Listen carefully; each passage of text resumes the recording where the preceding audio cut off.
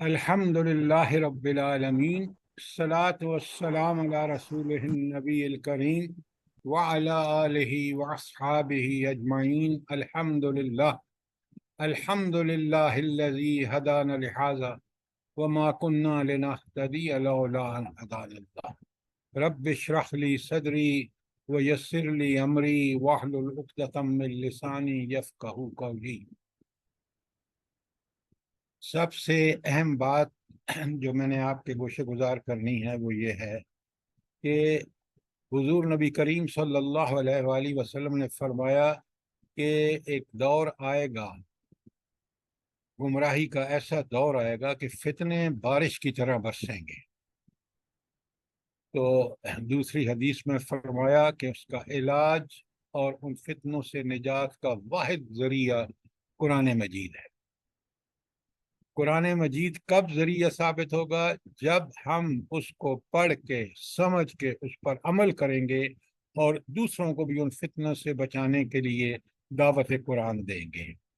تو میری آپ سب سے گزارش ہے کہ ہم سچی توبہ کر کے قرآن کی طرف پلٹیں، اللہ تعالیٰ سے اپنے گناہوں کی معافیاں مانگیں، اور ہم تاکہ قیامت کے دن اللہ تعالیٰ کے سامنے ہم سرخرو ہو سکیں۔ لہذا یہ تو تھی ایک قرآن اور سنت کے حوالے سے اس دور کی سب سے بڑی نصیحت۔ اس کے بعد ہم نے جو سورہ آراف شروع کر رکھی ہے، اس میں آج کے دور میں جتنا ہمارے لیے نصیحت اور عبرت کا سبق ہے، وہ ہم سب کو پوری طرح اس کو نوٹ کرنا چاہیے، سمجھنا چاہیے۔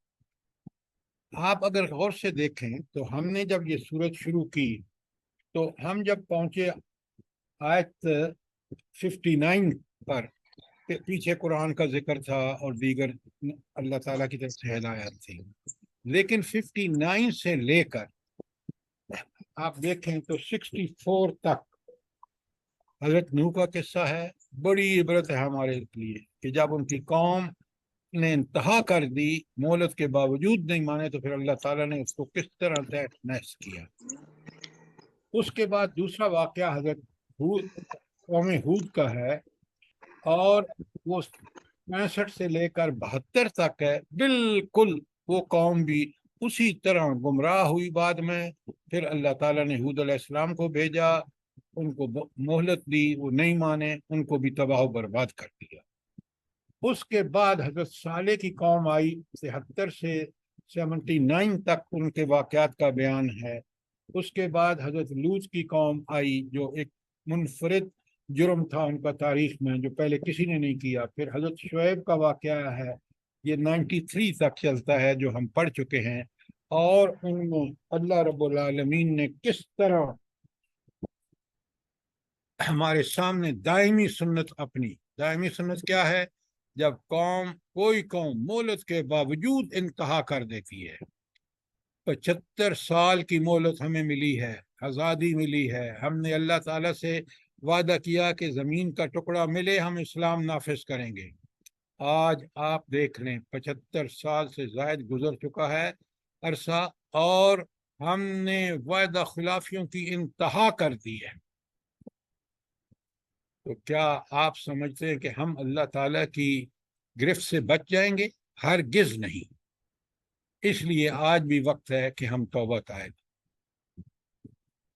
اس کے بعد اگر آپ بڑے غور سے دیکھیں تو فرعون اور موسیٰ کی سرگزشت شروع ہوئی ہے آیت 103 سے، اور وہ ہمارے لیے اس لیے بہت ریلیونٹ ٹو دی پوائنٹ ہے کہ وہ قوم ہم سے پہلے، نبی کریم صلی اللہ علیہ وآلہ وسلم کی بعثت سے پہلے وہ قوم جو تھی، وہ قوم دنیا کی رہنمائی، دینی رہنمائی کے لیے اللہ تعالیٰ نے ان کو اس منصب پہ رکھا تھا۔ انہوں نے بھی جب بعد میں بگڑے اور بگڑ کے بگڑے، مہلت کے باوجود بگڑے، تو اللہ تعالیٰ نے پھر حضور نبی کریم صلی اللہ علیہ وآلہ وسلم کی بعثت کے اوپر فیصلہ فرما لیا۔ بقرہ کی آیت 143 آپ دیکھ لیں کہ اللہ تعالیٰ نے ان کو معزول کر دیا اس منصب سے، اور امت مسلمان نبی کریم صلی اللہ علیہ وآلہ وسلم کی امت کو اس عہدے پر فائز کر دیا۔ اور یہ سارے واقعات جو ابھی آپ سنتے آ رہے ہیں آیت نمبر 103 سے، اور وہ ابھی چل رہے ہیں، ہم 157-58 پہ ہے، کہ اس میں بڑی تفصیلات سے بتایا کہ اللہ کا کرم دیکھیں اس پر، جس طرح اللہ نے ان کو فرعون کی ظلموں سے، فرعون کے عذابوں سے نجات دی، وہ ایک مثال ہے کہ اللہ نے کس طرح حضرت موسیٰ کو بھیج کر ان کو اس عذاب سے نجات دلائی۔ اور صرف یہی نہیں، اپنے کرشمے بھی دکھائے، ان کو کمالات بھی دکھائے۔ فرعون کو غرق کیا سمندر میں، ان کو راستہ دے دیا۔ کبھی آپ سوچیں ہمارے ساتھ بھی اللہ تعالیٰ نے اس سے کم رحمت کا معاملہ نہیں کیا۔ ایک سرزمین جو مالا مال تھی ذرائع وسائل سے، وہ زمین ہمیں جب ہم نے مطالبہ کیا تو اللہ تعالیٰ نے کہا کہ یہ لو زمین۔ اس زمین سرزمین پر بنی اسرائیل سے بڑھ کے ہم نے نافرمانیاں کی ہیں آپ کے سامنے۔ جس طرح بنی اسرائیل کو اللہ نے اس وقت ذلیل کیا کہ انہوں نے اللہ کے احکامات کی، تورات کی خلاف ورزی کی، آج ہم بھی قرآن مجید کی جیسی کامل کتاب، حضور نبی کریم صلی اللہ علیہ وآلہ وسلم جیسا رحمت اللہ امین نبی، اور وہ نبی بھی پوری دنیا کے لیے، قیامت تک کے لیے، جس طرح اس کو چھوڑ کر، اس کو نعوذ باللہ ناکافی سمجھ کر اس کی ہدایت کو ہم نے طاغوت سے لینے شروع کر دیے۔ اور آج آپ دیکھ رہے ہیں کسی کو ہم میں سے احساس نہیں، خاص کر حکمرانوں کو، میڈیا کو، کہ ہمارے پاس تو اس اندھیروں سے نکلنے کے لیے روشنی کا چراغ ہمارے ہاتھ میں ہے، لیکن ہم اس کو لینے کو تیار نہیں ہیں، اس کو اون کرنے کے لیے تیار نہیں۔ تو آج اپنی حالت بھی دیکھ لیں، اور انہی حالات میں یہ ہماری صورت پوری طرح رہنمائی کر رہی ہے۔ اب آگے ہم چلتے ہیں تاکہ اس سارا اسی کی کنٹینویشن ہے۔ اللہ تعالیٰ فرماتے ہیں 159 میں، بسم اللہ الرحمن الرحیم، وَمِن قَوْمِ مُوسَىٰ أُمَّةٌ يَهْدُونَ بِالْحَقِّ، اور موسیٰ علیہ السلام کی قوم میں ایک ایسا بھی گروہ تھا جو حق کے مطابق ہدایت کرتا تھا۔ کیا مطلب ہے اس کا؟ اس کا مطلب یہ ہے کہ اس قوم میں کچھ اچھے لوگ بھی تھے، بہت تھوڑی تعداد میں تھے وہ، لیکن وہ حق پر قائم تھے۔ جب وہ حق پر قائم تھے تو اللہ تعالیٰ نے، جب حضور نبی کریم صلی اللہ علیہ وسلم کی بعثت ہوئی تو اللہ نے ان کو ایمان کی توفیق عطا فرمائی، اور وہ دوہرے اجر کے ثابت ہوئے۔ دوہرا اجر ان کو اللہ تعالیٰ دے گا، ایک حضرت موسیٰ علیہ السلام کی کما حقہ پیروی، اور دوسرا نبی کریم صلی اللہ علیہ وسلم پر ایمان لانے۔ اچھا، ایک چیز جو ہے میں آپ کو کلیئر کر دوں، کیونکہ بہت اس پہ لے دے ہو رہی ہے، اور حالانکہ قرآن نے بڑی وضاحت سے بتا دیا ہے۔ یہ جو آیت 157 ہم نے پڑھی ہے، اور جس میں اللہ تعالیٰ فرماتے ہیں آخر میں، فَالَّذِينَ آمَنُوا بِهِ، جو لوگ اس نبی پر ایمان لائے، وَعَزَّرُوهُ، اس کی عزت کی، وَنَصَرُوهُ، اس کی مدد کی، وَاتَّبَعُوا نُورَ الَّذِي أُنزِلَ مَعَهُ، اور اس نور قرآن کی اتباع کی جو ان پر نازل ہوا، أُولَٰئِكَ هُمُ الْمُفْلِحُونَ، یہ ہیں وہ لوگ جو فلاح پائیں گے۔ بڑا کچھ دیکھیں، کلیئرلی بڑے اختصار کے ساتھ بتا دیا کہ فلاح پانا چاہتے ہو دنیا اور آخرت کی، یہ ہے طریقہ۔ اچھا، میں جو آپ سے گزارش کر رہا تھا، ایک آیت ہے قرآن میں، اور وہ ہے کہ جو لوگ، جنہوں نے یہودی ہوئے، عیسائی ہوئے، جنہوں نے عمل کیا، اور وہ جنت میں جائیں گے۔ اب وہ ساری آیتیں الگ کر کے دیکھیں گے۔ ہمارے ایک جاننے والی بڑی نیک خاتون گئی اپنے بچوں کے پاس امریکہ، تو بچوں نے کہا کہ جی اب تو کوئی مسئلہ نہیں ہے، یہ یہ عیسائی، یہودی جو بھی کر رہے ہیں عمل، یہ تو جنت میں جائیں گے، یہ قرآن کی آیت ہے۔ اب آپ کے سامنے آیت ہے بالکل کلیئر کہ جو شخص اب یہودی ہو یا عیسائی ہو، جب تک وہ ایمان آمنو بہی، اس نبی پر ایمان نہیں لاتے، لا کر ایمان، پھر اس کی عزت، اس کی اتباع، اس کی مدد، اور قرآن پر عمل نہیں کرتے، وہ فلاح نہیں پائیں گے۔ یہ جو لفظ ہے نا آخر میں اولئک ہم المفلحون، صرف یہ لوگ فلاح پائیں گے جو یہ اس نبی کی اتباع کریں گے۔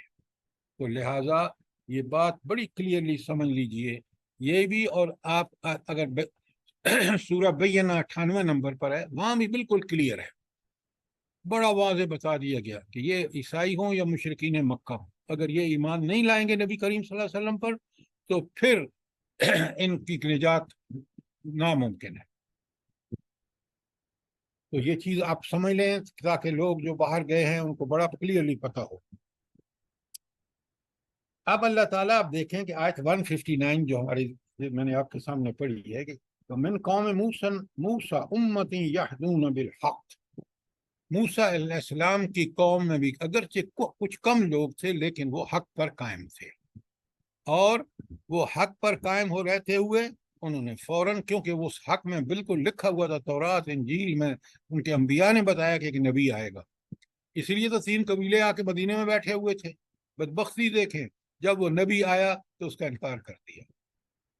اور اب اللہ تعالیٰ کتنا قدردان ہے کہ ان میں جن لوگوں نے حق پر قائم رہے ان کی تعریف فرما رہے ہیں، وَبِهِ يَعْدِلُونَ، اور اسی حق کے مطابق انصاف کرتے تھے۔ یہ ہے ان لوگوں کا مقام جو اللہ کے اطاعت کا حق ادا کرتے ہیں۔ کوئی سوال اس آیت کے بارے میں؟ آیت 160 آ گئی آگے، بسم اللہ الرحمن الرحیم۔ وَقَطَعْنَاهُمْ مُثْنَ عَشْرَةَ أَسْبَاطًا أُمَمًا، اللہ تعالیٰ ہم نے اس قوم کو 12 گھرانوں میں تقسیم کر کے ان کو مستقل گروہوں کی شکل دے دی۔ بڑا غور سے سنیے، ابھی سوال آ رہا ہے۔ وَأَوْحَيْنَا إِلَىٰ مُوسَىٰ، اچھا پہلے یہ 12 گھروں میں 12 گروہوں میں کیوں تقسیم کیا اللہ تعالیٰ نے؟ جلدی بتائیں۔ یہ موسیٰ علیہ السلام کی جو بنی اسرائیل کے 12 قبیلے تھے، چشمے تھے، گروہ تھے، یعنی کہ اللہ کے بندو یہ لاکھوں کی تعداد میں تھے، ایک کلیم یہ کہ 20 لاکھ تھے، ان لوگوں کو مینیج کرنا، ان کے لیے بندوبست کرنا، ان کے اندر تنظیم پیدا کرنا، یہ پہلا کام تھا، ورنہ وہ قابو میں کیسے رہتے؟ تو اس کے لیے اللہ تعالیٰ نے ان کو 12 قبیلوں میں تقسیم کیا تاکہ ان کی تنظیم بن جائے، وہ پتہ ہو کہ کس نے کہاں جانا ہے، کہاں رہنا ہے، کیا کرنا۔ قرآن کو ایسے ہی پڑھ کے گزر جاتے ہیں، اور پھر تو اس لیے اللہ فرماتے ہیں کہ وَقَطَعْنَاهُمْ مُثْنَةَ عَشْرَةَ أَسْبَاطًا، ہم نے ان کو 12 گروہوں میں تبدیل کر دیا، اور ان کو عموماً مستقل شکل دے دی گروہوں کی، کہ یہ پہلا گروپ ہے، یہ دوسرا، تیسرا، 12 قبیلے، بالکل یہ تھا مقصد اس کا۔ وَأَوْحَيْنَا إِلَىٰ مُوسَىٰ، اور ہم نے موسیٰ علیہ السلام کی طرف وحی کی، اِذِ اسْتَسْقَاهُ قَوْمَهُ، جب اس کی قوم نے ان سے پانی مانگا۔ اب 20 لاکھ آدمی کو پانی چاہیے، تو اللہ تعالیٰ نے کیا وحی کی؟ أَنِ اضْرِب بِعَصَاكَ الْحَجَرَ، کہ اپنے اس عصا کو پتھر پر مارو، وَانبَجَسَتْ مِنْهُ اثْنَتَ عَشْرَةَ عَيْنًا، تو اس کے اندر سے 12 چشمے پھوٹ نکلیں گے، اور کوئی ہلہ گلہ نہیں ہوگی، کیونکہ 12 قبیلے ہیں، 12 چشمے ہیں، ہر ایک کو بتا دیا جائے گا کہ یہ چشمہ فلاں قبیلے کا ہے، وہ اسی پہ آئیں گے، پانی لیں گے، اور کوئی ہڑبڑ نہیں مچے گی۔ یہ تھا مقصد اس کا۔ اچھا، اب یہ تو پانی تو مل گیا ان کو، اب صحرائے سینا ہے، بڑی دھوپ ہے، تو رب العالمین نے کیا بندوبست کیا؟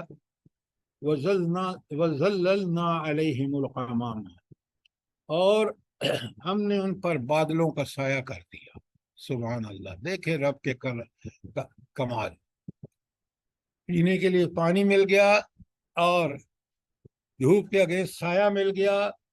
وَأَنزَلْنَا عَلَيْهِمُ الْمَنَّ وَالسَّلْوَىٰ، اور ان پر ہم نے من و سلوہ نازل کیا، پکا پکایا کھانا۔ انسان کی ساری ضرورتیں اللہ تعالیٰ نے کس طرح 20 لاکھ انسانوں کی تقریباً 1 منٹ میں سب کچھ طے فرما دیا۔ یہ ہے اللہ تعالیٰ کے انتظام۔ اور اگر اللہ تعالیٰ فرماتے ہیں کلو من طیبات، اور پاکیزہ چیزوں میں سے، آپ بتائیں پانی وہ چشموں کا کھانا اللہ تعالیٰ کی طرف سے، اس سے زیادہ کوئی پاکیزہ چیز ہو سکتی ہے؟ حلال اور پاکیزہ. کلو من طیبات ما رزقناکم، کھاؤ اس میں سے جو تمہارے پاکیزہ رزق اللہ نے عطا فرمایا ہے. وما ظلمونا، ہم نے ان کے ساتھ کوئی ظلم نہیں کیا. یہ کون فرما رہے ہیں؟ اللہ تعالیٰ فرما رہے ہیں. اللہ نے تو ان کے ساتھ احسان کیے. وَلَكِنْ كَانُوا أَنفُسَهُمْ يَظْلِمُونَ، بلکہ اپنے اوپر وہ خود ظلم کرتے رہے. کیسے کرتے رہے؟ یہ سب کچھ دیکھنے کے باوجود یہ ساری انہونیت تھی جو اللہ نے ان کے سامنے، ان کی آنکھوں کے سامنے ہو کر رہی. بدبختی کی انتہا کر دیکھیں کہ اسی قوم نے جب موسیٰ علیہ السلام گئے اللہ کے پاس تو پیچھے سے کوہ طور پر پیچھے سے بچڑے کی پوجا شروع کر دی. آیت 160 کو آپ نے اچھی طرح سمجھ لیا؟ کوئی سوال ہے تو کرے. یہی انعامات رب کے جنت میں ہوں گے، یہی انعامات آج بھی ہمارے اوپر ہو رہے ہیں اگر ہم اس کا خیال کریں تو. اگر کوئی سوال نہیں ہے تو ہم چلتے ہیں آیت 161 پر. سر میں جی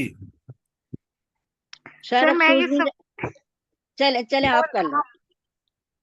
سر میں یہ پوچھنا چاہ رہی تھی کہ جو جادوگر جو ایمان لائے تھے، کیا یہ بنی اسرائیل وہی جادوگر تھے جو ایمان لے کر آئے تھے اور یہ صحرا میں ان کے ساتھ آئے تھے؟ بیٹا آپ نے تو ویسا سوال کیا کہ میرا دل ٹوٹ گیا. وہ جادوگروں کا مقابلہ تھا، جادوگر فرعونی تھے. وہ بالکل دوسرا واقعہ ہے. آپ پوری سورہ خدا کے لیے آپ لوگ پوری سورہ طٰہٰ پڑھے. وہ جادوگر جو تھے وہ فرعون کے جادوگر تھے. یہ اب واقعہ چل رہا ہے جب وہ تباہ ہو گئے سارا کچھ، وہ جادوگر ایمان لے آئے، فرعون غرق ہو گیا. اب یہ واقعہ چل رہا ہے کس کا؟ جب آپ پھر دریا سمندر پار کر کے صحرائے سینا میں جا رہے ہیں، وہاں کی یہ واقعات ہیں. بات سمجھ آئیے آپ کو؟ یس سر. سر وہ جادوگر تو اسی ٹائم قتل کر دیے گئے تھے نا. اچھا اب آپ آگے تفصیل مت کریں. اس نے دھمکی دی اور دھمکی کے بعد کیا ہوا اس کا کوئی قرآن نے بیان نہیں کیا. سر یہ یعنی دریا سمندر پار کر کے جب جا چکے یہ بنی اسرائیل کی قوم، تو پھر یہ دوبارہ جب کیونکہ فرعون کی قوم پوری غرق ہو گئی تھی، تو کیا یہ پھر دوبارہ مصر اسی فرعون کے محلوں میں یا سارا کچھ جو کھیت یہ کھلیان واپس نہیں آئے تھے. بڑا نہیں کلیئر آئے. ہے، آپ سن چکے ہیں پیچھے کہ ان کو اللہ تعالیٰ نے اسائن کیا تھا، ان کو حکم دیا تھا کہ یہ جائیں فلسطین میں. جی جی جی فلسطین کی وسیع آباد زمین جو ہے وہ ان کے لیے اللہ نے لکھ رہی ہے. ٹھیک ہے، بات کلیئر ہے؟ جی سر، جزاک اللہ. اور شاباش، سوال کریں.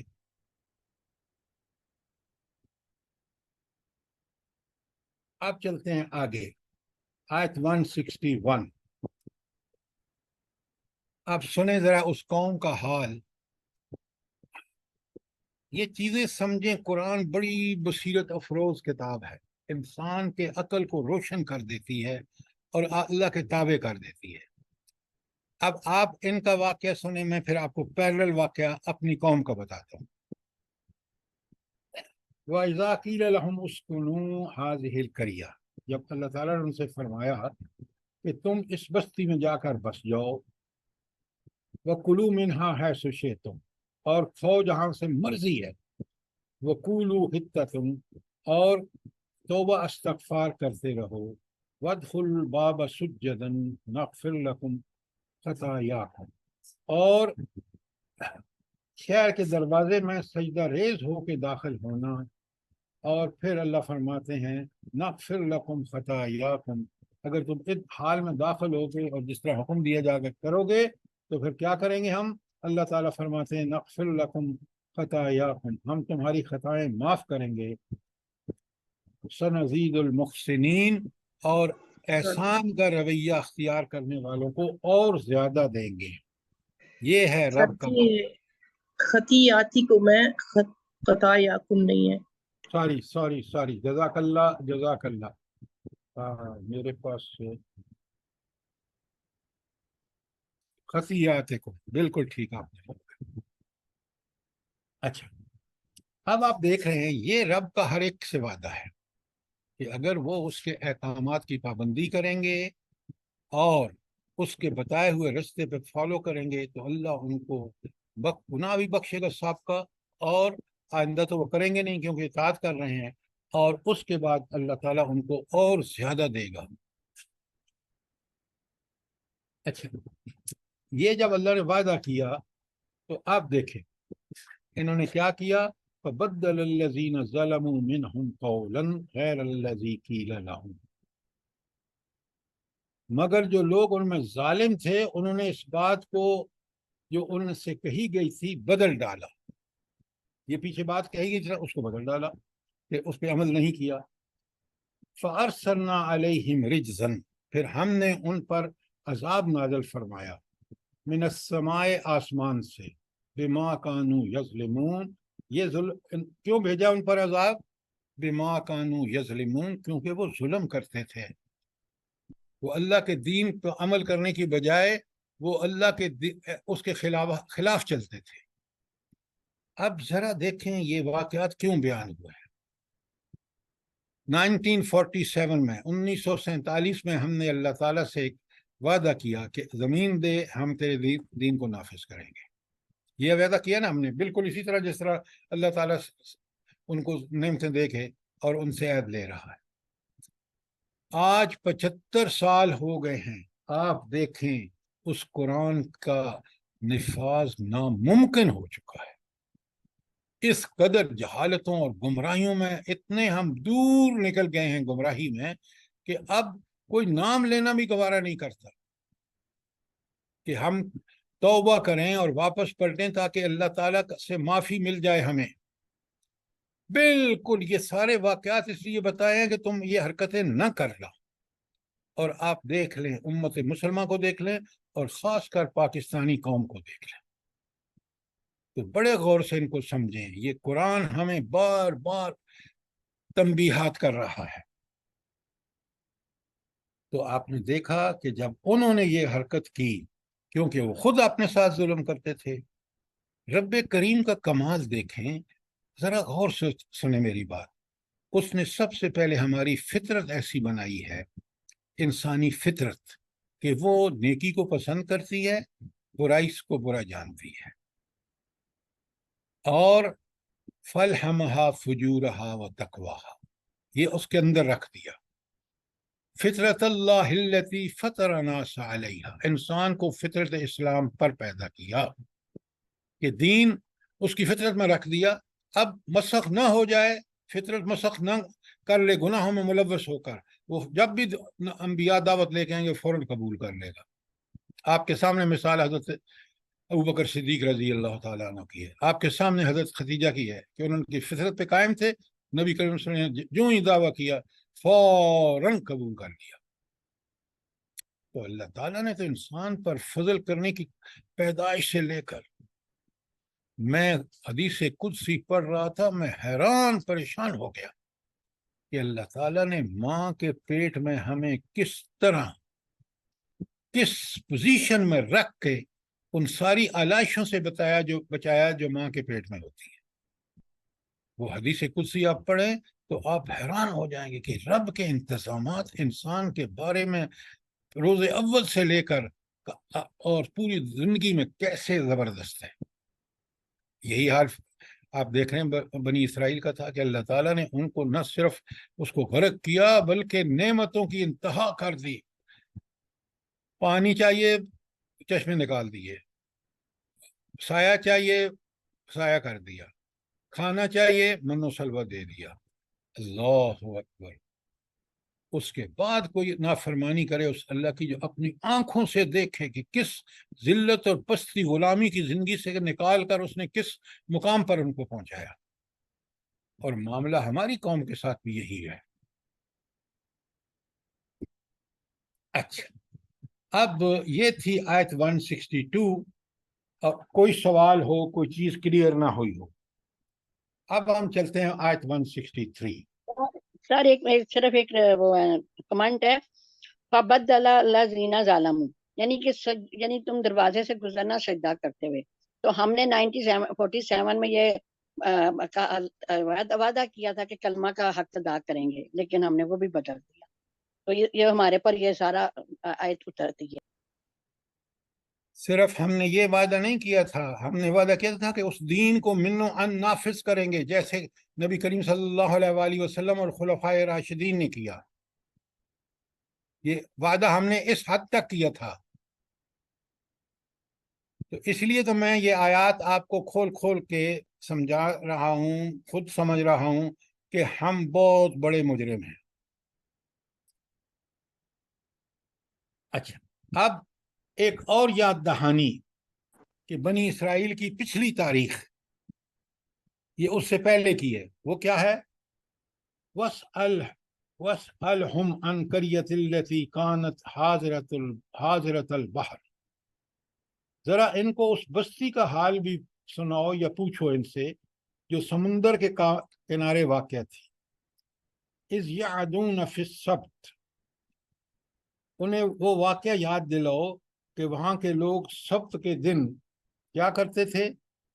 اِذْ تَأْتِيهِمْ حِیتَانُهُمْ یوم سبتہم شرعا وَيَوْمَ لَا يَسْبِتُونَ، کہ مچھلیاں بہت ہی سبت کے دن یعنی ہفتے کے دن ابر کر سطح پر ان کے سامنے آتی تھی، اور سبت کے سوا باقی دنوں میں نہیں آتی تھی. مسئلہ کیا تھا یہاں؟ مسئلہ یہ تھا کہ اللہ رب العالمین نے ان کو منع فرمایا کہ آپ ہفتے کے دن کوئی کام نہیں کریں گے، عبادت کریں گے. جس طرح ہمیں کہا گیا نا کہ جمعے کی نماز کے وقت سارے کاروبار بند ہونے چاہیے، چھوڑو اور آؤ اللہ کی ذکر کی طرف. ہم اس کی پابندی کر رہے ہیں؟ بتائیں مجھے. تو اللہ تعالیٰ کائنات کا شہنشاہ ہے، وہ اپنی حکمت اور عدل اور اپنی علم کے بنیاد پر حکم دیتا ہے. اس نے ان کو حکم دیا کہ سیٹرڈے کو تم نے کام نہیں کرنا اور مچھلیاں نہیں پکڑنی. تو انہوں نے کیا کیا بدبختوں نے؟ انہوں نے دیکھا کہ اچھا امتحان بھی بڑا سخت تھا. کس طرح؟ ہفتے کے دن مچھلیاں بہت آتی تھیں اور باقی دنوں میں نہیں آتی تھیں. تو انہوں نے سوچا کہ ہیلر لگایا. اللہ کے بعد حکم کو ٹالنے کے لیے کیا کیا؟ انہوں نے کہا گڑھے کھود دو، جب مچھلیاں پانی سے ساتھ بہہ کے آئیں گی مد جزر میں تو گڑھے میں آ جائیں گی، نکل نہیں سکیں گی، اور پھر ان کو پکڑ لینا دوسرے دن میں. یہ انہوں نے ہیلا، اللہ نے منع فرمایا، انہوں نے ہیلے سے اس کو توڑا حکم کو. اور اللہ تعالیٰ فرماتے ہیں، دیکھیں آخر میں، کذالک نبلوہم بما کانوا یفسقون. یہ اس لیے ہوتا تھا. کیا ہوتا تھا؟ کہ ہفتے کے دن مچھلیاں خوب آتی تھیں، باقی دنوں میں نہیں آتی تھیں. یہ اس لیے ہوتا تھا کہ ہم ان کی نافرمانی کی وجہ سے ان کو آزمائش میں ڈال رہے تھے. تو اللہ کی آزمائشیں بڑی سخت ہوتی ہیں. انسان اللہ پہ بھروسہ کرتے ہوئے ان آزمائشوں میں اللہ کی آزمائش سمجھ کر وہ رویہ اختیار کرے جس کو اللہ پہ پسند فرماتے ہیں. پھر وہ آزمائش سے بھی نکل آتے ہیں اور اللہ تعالیٰ ان کو سرخرو بھی کرتا ہے. لیکن جب اس طرح کی حرکتیں کرتے ہیں تو رب کسی چال کی کامیابی کا سارا دار و مدار اللہ کی رحمت اور اللہ کے اذن پر ہے. تو لہٰذا یہود کی جس بستی کا ذکر ہے وہ ان کو نہ صرف مچھلیاں پکڑنے سے سیر و شکار کی بھی ممانعت تھی ان کو، تو وہ اس پر قائم نہ رہ سکے اور انہوں نے بہت سبت کے دن مچھلیوں کے شکار کے لیے ہیلے ایجاد کر لیے. جب وہ ہفتے کے امتحان میں ناکام ہو گئے تو اللہ تعالیٰ نے ان پر لعنت کر دی. اور آگے آپ دیکھیں گے کہ کیا اس لعنت کیا تھی، اور طرز عمل اللہ تعالیٰ نے واضح کر دیا کہ اس صورتحال میں مومنوں کا طرز عمل کیا ہونا چاہیے. اچھا، اب یہ حرکتیں وہ کر رہے تھے. تو وَإِذْ قَالَ أُمَّةٌ مِّنْهُمْ لِمَ تَعِظُونَ قَوْمًا اللَّهُ مُهْلِكَهُمْ أَوْ مُعَذِّبُهُمْ عَذَابًا شَدِيدًا.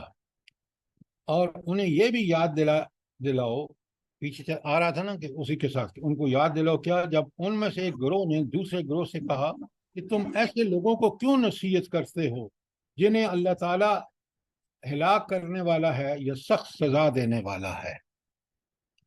میں پھر ترجمہ کرتا ہوں تاکہ وَإِذْ قَالَتْ أُمَّةٌ مِّنْهُمْ، ان میں سے کچھ لوگوں نے ان سے کہا لِمَ تو ہاں تعظون قوما، تم اس قوم کو کیوں نصیحت کرتے ہو، اللہ مہلکہم، اللہ تعالیٰ تو ان کو ہلاک کرنے والا ہے، او معذبا عذابا شدیدا، یا ان کو سخت عذاب دے گا، یعنی اس خلاف ورزی کی وجہ سے جو وہ ہفتے کے بارے میں کر رہے ہیں تو اللہ کے یہ باز نہیں آ رہے، لہذا یہ اللہ کے عذاب میں گرفتار ہوں گے۔ قالو، انہوں نے جواب دیا، کن لوگوں نے جواب دیا؟ وہ لوگ جن کو یہ لوگ کہتے تھے کہ تم ان کو کیوں منع کرتے، یہ تو عذاب میں آئے۔ تو ان لوگوں نے جن کو منع کیا وہ قالوا معذرۃ الی ربک، یہ ہمارے رب کے پاس ہماری معذرت ہوگی، وَلَعَلَّهُمْ يَتَّقُونَ، اور شاید کہ وہ بچ جائیں، شاید کہ وہ اللہ کے اس عذاب سے بچ جائیں، اسرائے راست پر آ جائیں، تو اس لیے ہم ان کو نصیحت کرتے ہیں۔ تو اس کے بعد یہ جو آیت ہے 164، اس کے بارے میں آپ کا کیا خیال ہے؟ یہ کیا چیز ہمیں بتاتی ہے؟ سر ایک تو یہ کہ جو تبلیغ کر رہے تھے، اور یہ مکالمہ ان لوگوں کا جو تبلیغ کر رہے تھے، اور ایک وہ جو خود تو کام نہیں کر رہے تھے لیکن وہ تبلیغ کرنے والوں کو بھی روک رہے تھے کہ جو لوگ کر رہے ہیں غلط کام ان کو بھی نہ روکیں۔ دیکھیے سر آپ کی بات کلیئر نہیں ہے۔ پہلی بات، سر ایک آپ ذرا میری بات غور سے سنیں، ان میں ایک گروہ کثرت سے جو تھا وہ ہیلو بہانوں سے اس ہفتے کے دن کی اللہ تعالیٰ کے حکم کی نافرمانی کر رہے تھے۔ اب ایک گروہ جو تھا وہ ان سے کہتا تھا ایسے نہ کرو، یہ تم غلط کام کر رہے ہو، اللہ کا عذاب آئے گا، تو وہ ان کو منع کر رہے تھے۔ تو کچھ لوگ ان کو کہتے تھے کہ ان کو کیوں منع کرتے ہو، یہ تو باز آنے کے نہیں۔ اب پوری سچویشن کو سمجھیں تو وہ جو منع کر رہے تھے وہ کہتے تھے بھائی یہ ہمارے اللہ تعالیٰ کا ہمارے اوپر فرض ہے کہ ہم ان کو منع کریں کہ شاید کہ یہ سن لیں اور باز آ جائیں۔ یہ ہے اس آیت کا مفہوم۔ اب کوئی بات کلیئر نہیں ہے تو سوال کریں۔ اب سنیں ان کا کیا انجام ہوتا ہے، مفسدین کا، جنہوں نے وہ فساد کر رہے تھے، ہفتے کے دن کی نافرمانی کر رہے تھے، اور وہ لوگ جو ان کو منع کر رہے تھے، اور ایک تیسرا گروہ تھا جو نہ تو کر رہا تھا نہ ان کو منع کر رہا تھا۔ تو تین گروہ گئے، ایک نافرمانی کرنے والا، دوسرا ان کو روکنے والا، اور تیسرا نہ خود کرتا تھا نہ ان کو منع کرتا تھا۔ یہ تین گروہ تھے۔ اب اللہ تعالیٰ فرماتے ہیں آیت 165 میں فَلَمَّا نَسُوا مَا ذُكِّرُوا بِهِ، آخر کار جب انہیں ہدایت کو بالکل ہی نافراموش کر گئے جو انہیں یاد کرائی تھی، تو پھر کیا ہوا؟ انجینا الذین ینہون عن السوء، تو ہم نے ان لوگوں کو بچا لیا جو برائی سے روکتے تھے۔ کون لوگ بچے اس عذاب سے؟ جو روکتے تھے۔ وَأَخَذْنَا الَّذِينَ ظَلَمُوا بِعَذَابٍ بَئِيسٍ بِمَا كَانُوا يَفْسُقُونَ، اور باقی سب لوگوں کو جو ظالم تھے ان کی نافرمانیوں پر سخت عذاب نے پکڑ لیا۔ اب بڑے غور سے سنیے، اس سے معلوم ہوا کہ دعوے اور نصیحت کی ذمہ داری میں کوئی مرحلہ ایسا نہیں آتا جب دائی اور ناصح یہ فرض کر لیں کہ انہوں نے اپنی ذمہ داری ادا کر دی ہے، اور اب نہ ماننے والوں کو عذاب الہی کے لیے چھوڑ دینا چاہیے۔ اللہ تعالیٰ کے ہاں وہ لوگ بری نہیں ہوں گے جو خود اگر برائی میں مبتلا نہیں ہوں لیکن دوسروں کو خیر و شر سے بے تعلق ہو کر زندگی گزاریں۔ تین گروہ تھے میں نے آپ کو بتایا، جو اللہ کے حکم کی نافرمانی کرتا تھا وہ عذاب میں آ گیا، جو نہ کرتے تھے اور نہ ان کو منع کرتے تھے ان پر بھی عذاب آیا، اور جو اللہ نے بچایا کن لوگوں کو؟ جو انہی حالات میں منع کر رہے تھے کہ اللہ تعالیٰ کا حکم نہ توڑو اور تم بچ جاؤ گے، تم فلاح پا جاؤ گے اگر تم اللہ کے حکم پہ عمل کرو۔ آج ہمارے لیے رہنمائی یہ ہے کہ ہم میں سے ہر آدمی تماشا گیر بن کے نہ دیکھے صرف، بلکہ پورے دل پورے عزم سے لوگوں کو سمجھائے، منع کرے جہاں تک اس کی رسائی ہے، پھر ہم بچ سکیں گے۔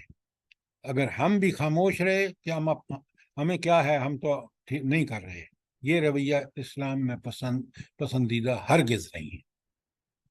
بات کلیئر ہے؟ سوال کیجیے، یہ بہت اہم بات ہے۔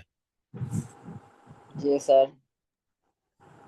آپ آیت 166 جی یہ سر آج کل یہ قانون بنا ہوا ہے کہ جو کام کرتا ہے کرنے دو جی، ہمارا کیا اپنا ہی بگاڑ ہے نا، لیکن یہ ہم بھی اسی پکڑ میں آ جاتے ہیں کیونکہ ہم اس کو اگر اصلاح نہ کریں گے۔ میں نے آپ کو بڑا کلیئرلی بتا دیا، اللہ تعالیٰ اس گروہ کو بچائے گا جو خود بھی بچتا ہے اور دوسروں کو بچنے کی نصیحت کرتا ہے۔ جو کہتا ہے نا کہ بھائی لوگ کرتے ہیں کرنے رہے، ہمیں کیا ہے، وہ قیامت کے دن اللہ کے ہاں بچ نہیں سکیں گے۔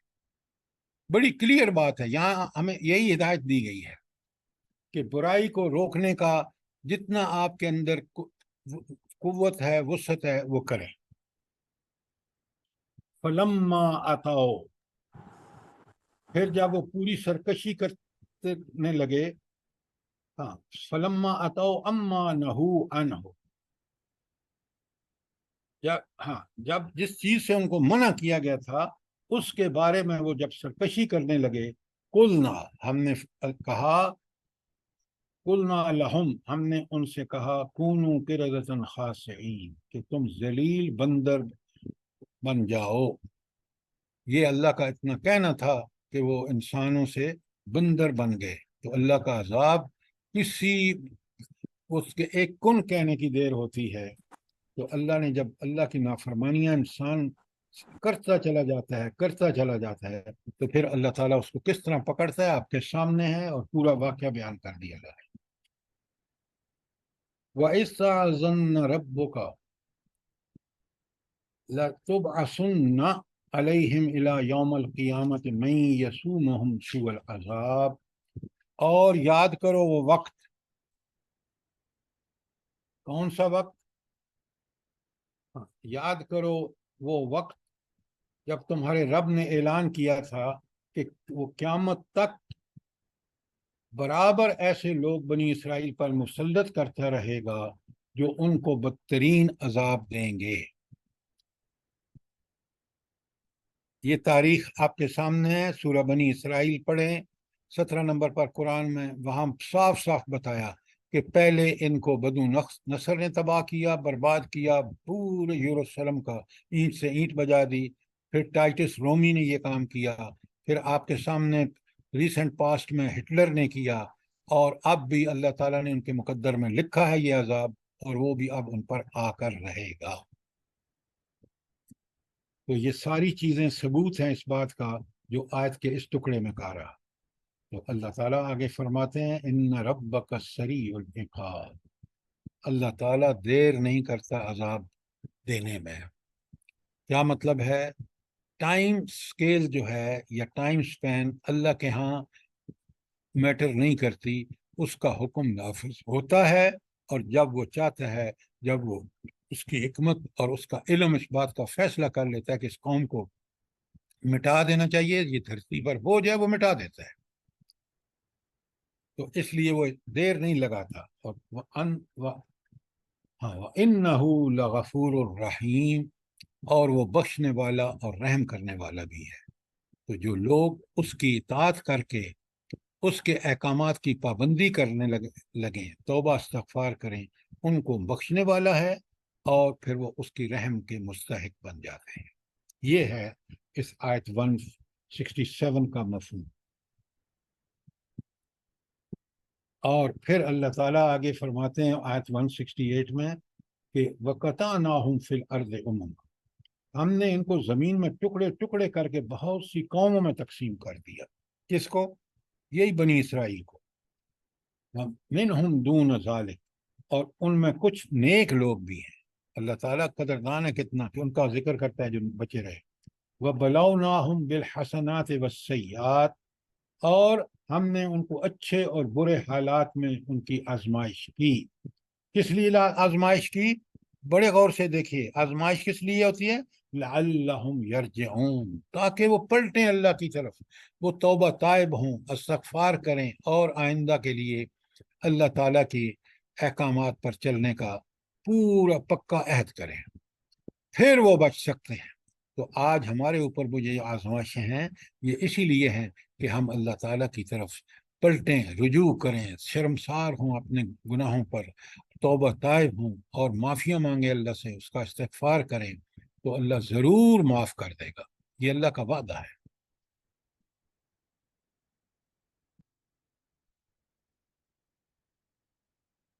کوئی سوال یہاں تک؟ دیکھیں یہ کس قدر تفصیل سے ہماری عبرت اور ہماری نصیحت کے لیے بیان کیا جا رہا ہے. سر جی ایک سوال پوچھنا ہے. جیسے آپ جی. نے بتایا کہ بخت نصر اور ٹائٹس اور ہٹلر، لیکن نبی کریم صلی اللہ علیہ وسلم کے زمانے میں بھی ان کو کیا گیا تھا، جیسے بنو نذیر، بنو قریظہ. بالکل آپ نے ٹھیک فرمایا، تاریخ میں بڑے بڑے موقع ہیں.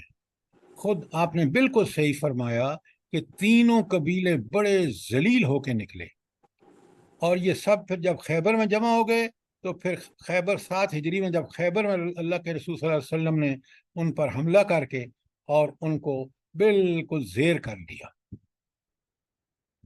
تو یہ تاریخ کے بہت سارے مواقع ایسے ہیں. اور آخری اب آنے والا ہے جہاں آپ نے حدیث میں دیکھا ہوگا کہ ایک پتھر وہ درخت کے پیچھے چھپیں گے تو اس کو پتھر بتائے گا کہ یہاں یہودی چھپا ہوا ہے. اب اس کی تفصیلات بہت ساری ہیں جو اس وقت میں بیان کروں گا تو میں اپنے مضمون سے ہٹ جاؤں گا. جزاک اللہ.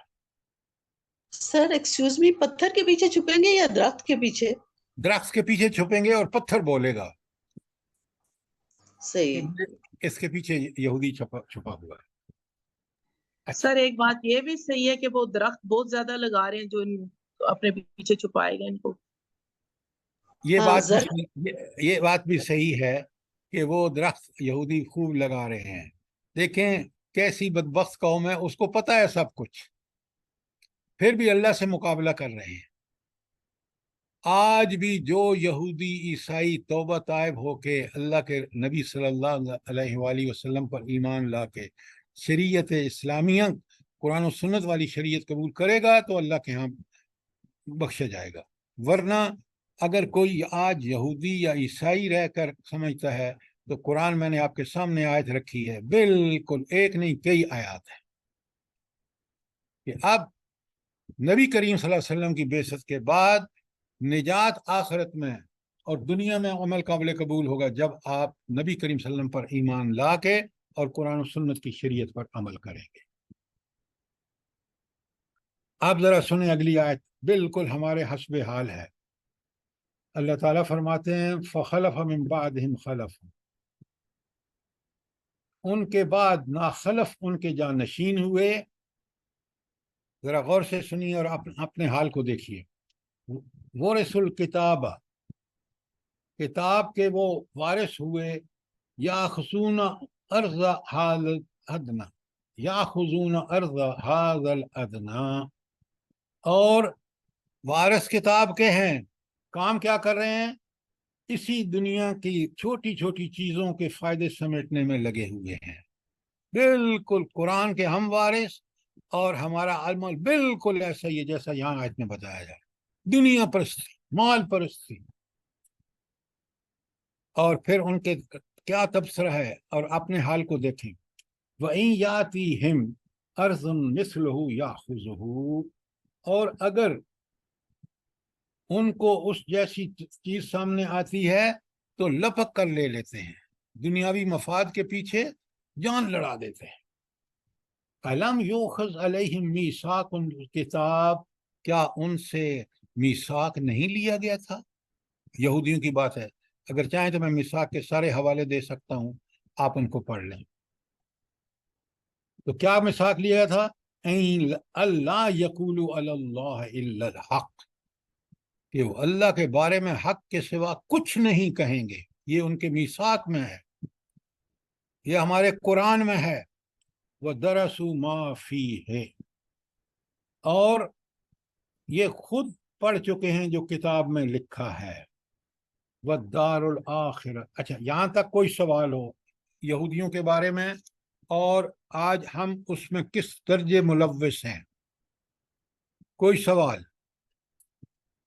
قرآن کو اس لیے پڑھیں، یہ ہدایت کی کتاب ہے۔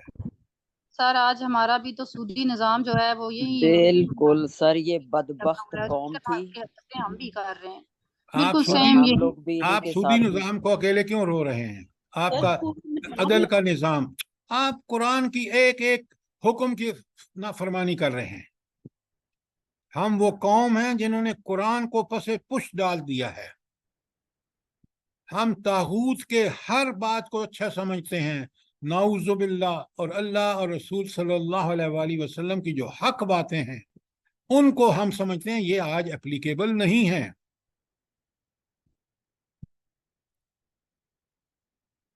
اب سنیں، آخر میں اللہ تعالیٰ کتنی زبردست کنکلوژن ہوتا ہے آیت کے بعد اینڈ پہ، والدار الآخرہ، اور آخرت کا گھر، وہ جہاں دائمی زندگی گزارنی ہے، وہ گھر کیسا ہے؟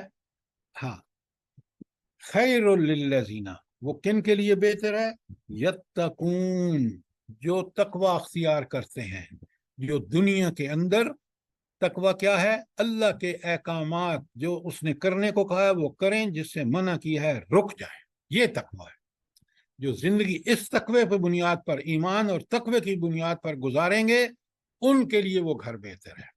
اور جو اللہ کی نافرمانیاں کریں گے، تقوی کی روش کے خلاف چلیں گے، وہ گھر ان کے لیے نہیں ہے۔ کتنی کلیئر بات بتا دی۔ اور اس کے بعد فرمایا افلا تعقلون، اتنی بات نہیں سمجھتے؟ عقل نہیں ہے تمہارے اندر؟ کیسا جھنجھوڑنا ہے قرآن کا، افلا تعقلون، عقل سے کام کیوں نہیں لیتے؟ یہ عقل بھی مانتی ہے کہ جس رب نے یہ اتنے احسان اور کرم اس وقت بنی اسرائیل پر کیے، آپ کو سب سن کے آئے ہیں، پڑھ کے آئے ہیں، ہم پر اس سے بڑھ کر کیے، تو ہمارے اندر عقل نہیں ہے کہ ہم اس اللہ کی اطاعت کریں؟ یہی مطالبہ ہے اللہ کا۔ کوئی سوال، کوئی چیز کلیئر نہ ہوئی ہو؟ اب سنیں یہاں ان کا طرز عمل کیا ہے۔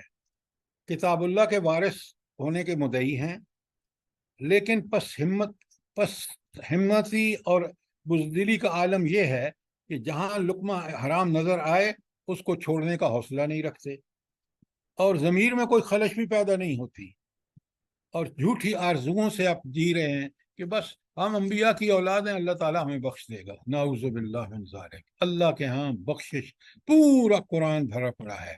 تورات میں بھی یہی تھا کہ ایمان اور عمل صالح، اور کوئی چیز کام نہیں آئے گی۔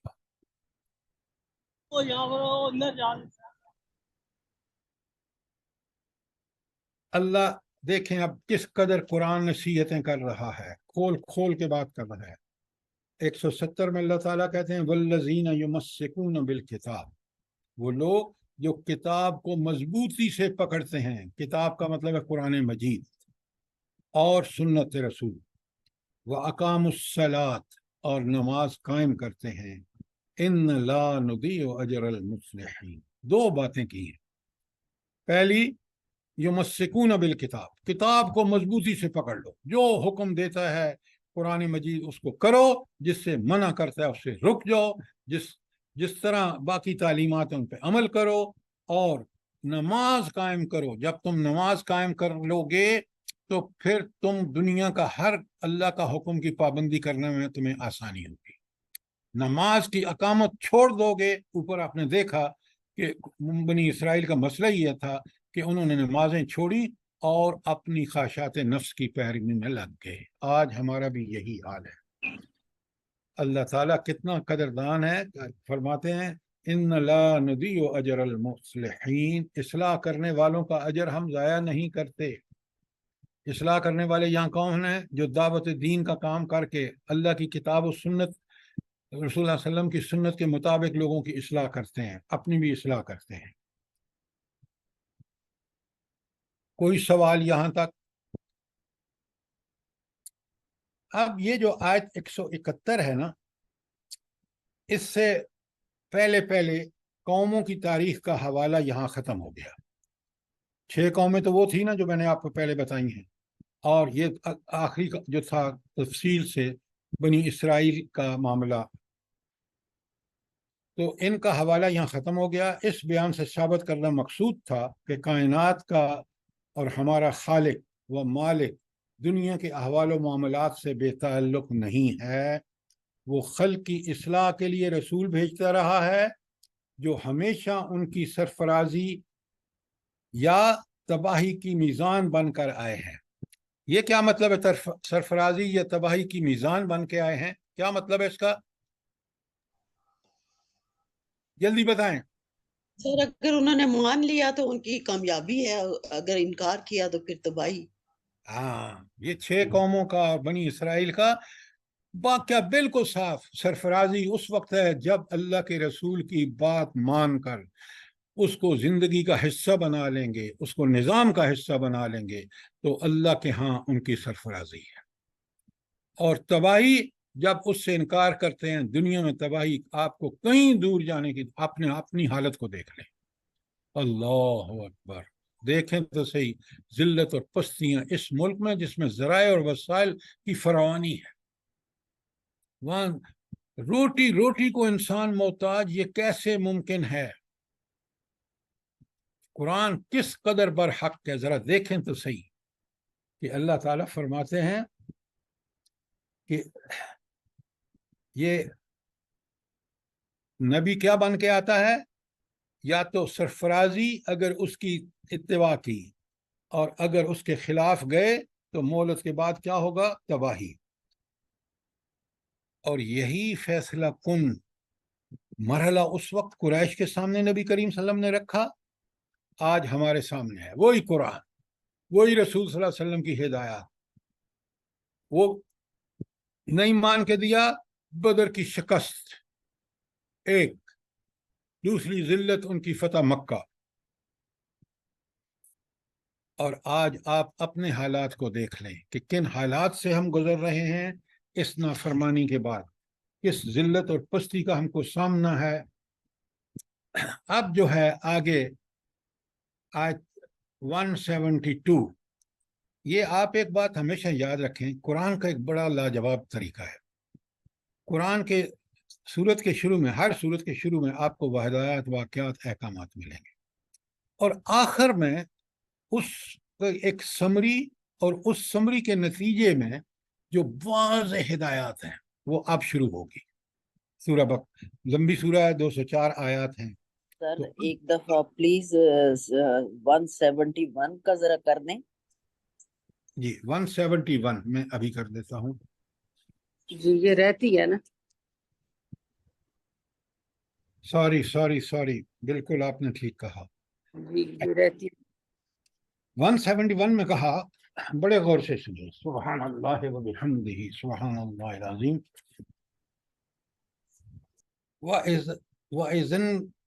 نَتَقْنَا الْجَبَلَ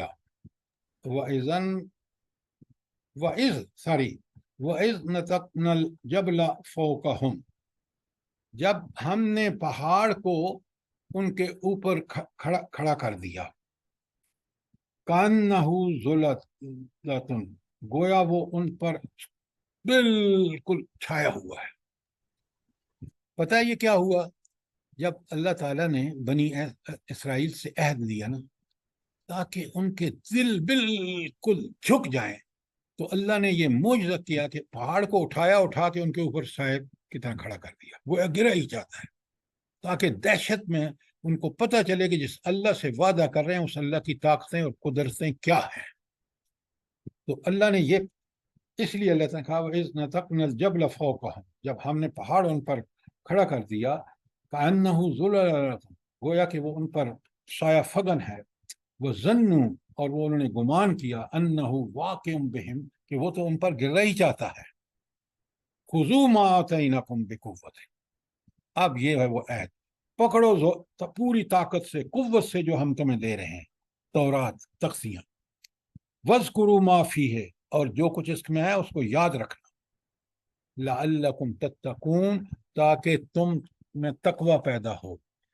अगर उसको याद रखोगे, कुरान तौरात वालों को कहा जा रहा है और कुरान वालों को, अगर कुरान पर चलोगे तो फिर तुम्हारे अंदर तकवा पैदा होगा।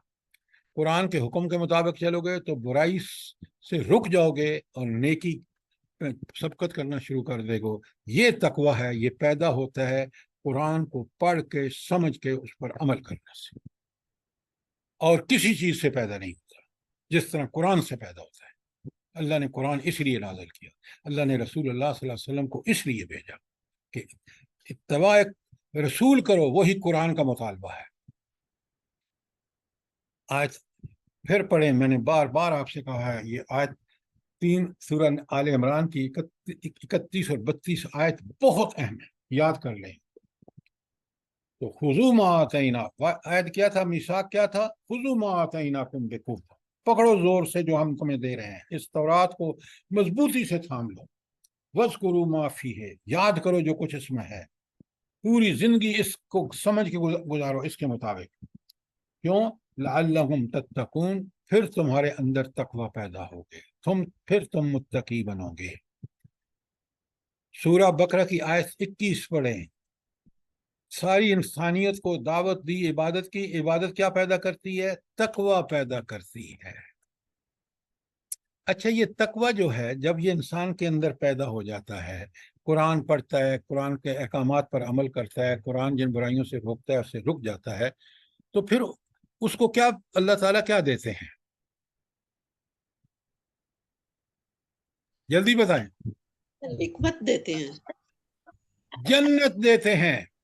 हिकमत तो दुनिया के लिए है। सुकून भी, जन्नत सुकून जन्नत भी मिल जन्नत। जाता है। सुकून को छोड़ें, जन्नत मिलती है। और इद्दत लिल मुत्तकीन, ये जन्नत मुत्तकीन के लिए तैयार की गई है। ये तकवा मामूली बात नहीं है। इन्न लिल मुत्तकीन मफाजन हदाइक व अनाबम व कवाइब अतराबम व कासन दिहाका, ये मुत्तकीन के लिए सब जन्नत में तैयार है। पता नहीं, तकवा को हमने ऐसे ही समझ रखा है कि बस एक खास शक्ल बना ली। नहीं, तकवा अगर आपने कुरान और सुन्नत पर कमा हक का हुआ अमल किया, क्या मतलब?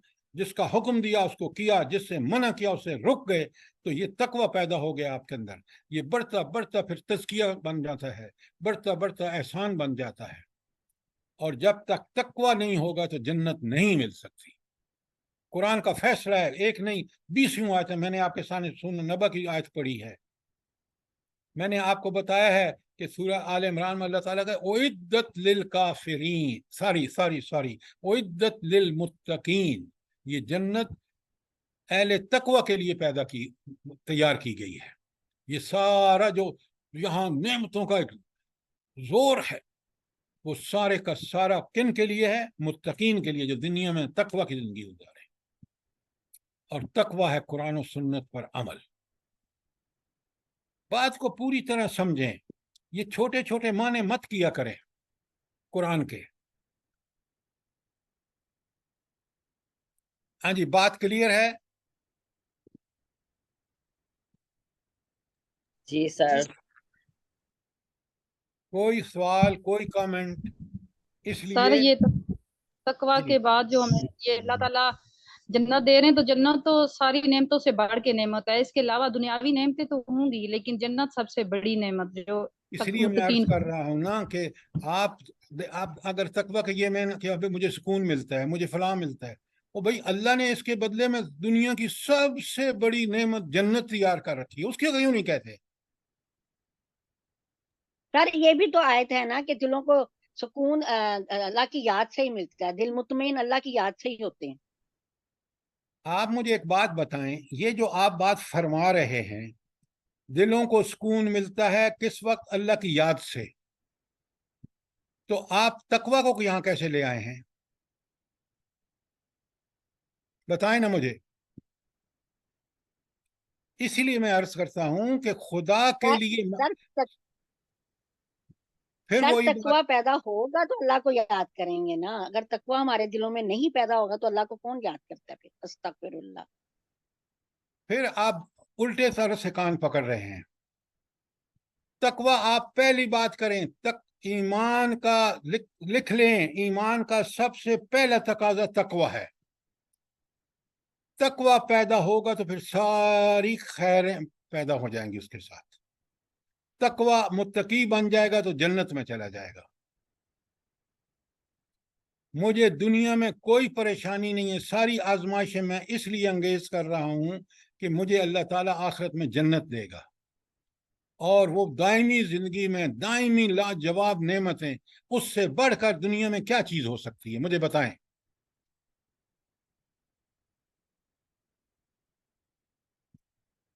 اس لیے آیات کا ٹھیک جو وہ ہے مفہوم تعین کریں، اسی کے مطابق ہم عمل کریں. اللہ تعالی ہمیں، مجھے بھی اور آپ سب کو اسی بات کی توفیق عطا فرمائے، کیونکہ فہم قرآن یہ ہے کہ قرآن کا صحیح مفہوم سمجھ کر اس پر صحیح طریقے سے عمل کریں. اللہ تعالی ہمیں اس کی توفیق عطا فرمائے. کوئی سوال، کوئی کامنٹ؟ سر جتنے بھی قوموں کے ہم نے واقعات پڑھے ہیں، اس میں اللہ تعالیٰ کی ایک سنت ہے کہ وہ جو عذاب آتا ہے جب قوم نہیں مانتی، لیکن یہ بھی اللہ کی سنت ہے اس میں، یعنی میں نے نوٹ کیا کہ پھر جو حق والے ہوتے ہیں ان کو بچا لیا جاتا ہے. تو سر لیکن ہم جب اپنے ملک کے حالات دیکھتے ہیں تو یہاں پر تو ہر بندہ ہی پس رہا ہے جو حالات ہیں، تو ایسا کیوں ہے پھر؟ آپ کیا سمجھتے ہیں کہ اللہ تعالیٰ دنیا وہ ہے عمل کی جگہ ہے یا سزا اور جزا کی جگہ ہے؟ مجھے یہ بتائیں مجھے. عمل کی جگہ ہے سر. تو پھر عمل کریں گے تو جزا اور سزا تو آخرت میں ہے. تو آپ یہ کیوں کہتے ہیں کہ دنیا میں ہم انسان نیکوں کو الگ کر دے، بروں کو الگ کر دے؟ دنیا تو آزمائش گاہ ہے، ایک کمرہ امتحان ہے. کمرہ امتحان میں نالائق بھی بیٹھے ہوتے ہیں، لائق بھی بیٹھے ہوتے ہیں. لائق پرچہ حل کر رہے ہوتے ہیں، نالائق جو ہیں وہ ادھر ادھر دیکھ رہے ہوتے ہیں، پتہ نہیں کس خیالوں میں گم ہوتے ہیں. نتیجہ آتا ہے تو وہ فیل ہوتے ہیں، اور جو محنت کرتے ہیں وہ پاس ہوتے ہیں. تو قیامت آخرت نتیجہ ہے. تو دنیا میں آپ کیوں یہ سمجھتے ہیں کہ اللہ تعالیٰ نیکوں کو بالکل الگ کر کے ان کو وہ کر دے؟ تو دنیا تو جزائے، دنیا عمل کی جگہ ہے، امتحان کی جگہ ہے، سزا اور جزا کی جگہ نہیں ہے. بات سمجھ آ گئی؟ یس سر. جتنا مشکل حالات میں آپ عمل کریں گے اللہ کے حکم کے مطابق، جتنی تکلیفیں اٹھائیں گے، اتنا ہی بڑا اجر آپ کو ملے گا. آپ وہ حدیث کیوں نہیں سامنے رکھتے؟ رسول اللہ صلی اللہ علیہ وآلہ وسلم اپنے صحابہ سے کہتے ہیں ایک قوم ہوگی جو مجھ سے سب سے زیادہ محبت کرے گی. ظاہر ہے اللہ کے جو نبی کریم صلی اللہ علیہ وسلم کے صحابہ تھے وہ اس کے حقدار تھے. انہوں نے کہا ہم ہوں گے. فرمایا نہیں. آج کے وقت کی طرف اشارہ کرتے ہوئے نبی کریم صلی اللہ علیہ وآلہ وسلم نے فرمایا جو ان حالات میں مجھے بغیر دیکھے ڈٹ کے میرے احکامات، میرے اتباع کا حق ادا کریں گے، اللہ کے احکامات کا، وہ مجھ سے سب سے زیادہ عزیز ہوں گے، میں ان کو سب سے زیادہ عزیز ہوں. یہ حدیث پڑھی ہے آپ نے؟ بولیں. جی سر پڑھی ہوئی ہے. جی سر پڑھی جائے. یس سر پڑھی ہوئی ہے. تو پڑھی ہوئی تو اس پہ عمل کریں نا. یہ پڑھنے کے لیے صرف تھوڑی ہے. کتنا خوش قسمت ہوگا وہ شخص کہ جس کو حضور نبی کریم صلی اللہ علیہ وسلم صحابہ کے مقابلے میں جنہوں نے ان کے لیے جانیں قربان کی، مال گھر چھوڑے، اس سے بھی زیادہ محبت ہوگی. کیوں؟ یہ وہ مشکل حالات ہیں جس کا آپ ذکر کر رہے ہیں. اب بات کلیئر ہے؟ جی سر. ہاں، ذرا آپ بولنے میں وقت لگاتے ہیں، وقت کی ذرا خیال رکھا کریں. تو میں آج ہم یہاں پہ ختم کرتے ہیں اور انشاءاللہ آگے جو ہے کل چلیں گے. اللہ تعالی ہمیں ان ساری سورہ آل عمران اور پورے قرآن سے ہمیں اللہ تعالی ہدایت عطا فرمائے، ہمیں عبرت حاصل ہو ان واقعات سے، اور ہم نصیحت حاصل کر کے اپنی زندگیاں تبدیل کر لیں، توبہ طائب ہوں انفرادی اور اجتماعی حیثیت سے، تاکہ اللہ کے عذاب ہم سے ٹل جائے. ربنا تقبل منا إنك أنت السميع العليم وتب علينا إنك أنت التواب الرحيم سبحان ربك رب العزة عما يصفون والسلام على المرسلين والحمد لله رب العالمين جزاكم الله. جزاک اللہ خیر سر.